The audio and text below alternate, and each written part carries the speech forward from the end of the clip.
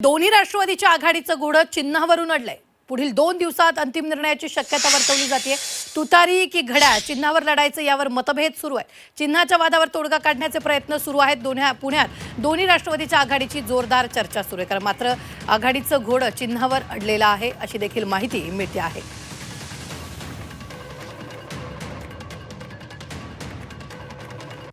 या संदर्भात ताजे अपडेट देत आहेत आपले प्रतिनिधी निलेश करमरे। थेट जाऊयात निलेशकडे। निलेश, तुतारी की घड्याळ कुठल्या चिन्हावर लढायचं यावर मतभेद दिसत आहेत, काय ताजे अपडेट आहे?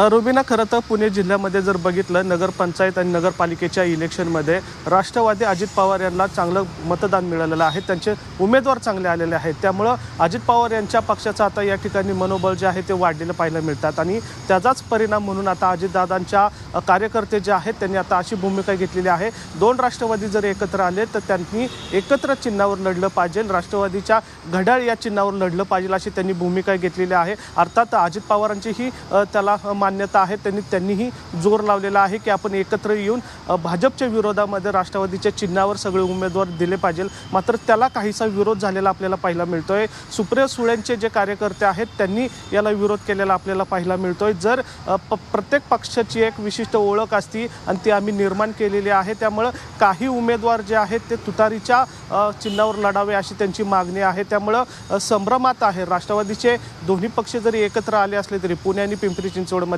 मात्र चिन्हावर त्यांचा संभ्रम आपल्याला अजूनही पाहायला मिळतोय। गुरुवारी राष्ट्रवादी अजित पवार यांच्या उमेदवारांची जी यादी आहे ती जाहीर होण्याची शक्यता आहे। त्यामुळे चिन्ह कुठलं त्याच्यावर निर्णय आज किंवा उद्या येण्याची शक्यता आहे। अर्थात सुप्रिया सुळे आणि अजित पवार आज दोघेही पुण्यामध्ये आहेत, त्यामुळे हा जो निर्णय आहे, जो तिढा निर्माण झालेला आहे चिन्हाबाबतचा, तो तिढा जो आहे तो आज सुटण्याची शक्यता आहे। त्यामुळे काही तासामध्ये आपल्याला कळेल की राष्ट्रवादीचं घड्याळ की तुतारी या गोष्टीवर आता आपल्याला पाहावं लागेल। मात्र थोड्या वेळातच याबाबतची माहिती जी आहे ते पुढे येईल। मात्र पुणे आणि पिंपरी चिंचवडमध्ये राष्ट्रवादी की तुतारी या चिन्हाबाबत संभ्रम निर्माण आपल्याला झालेला पाहायला मिळतोय।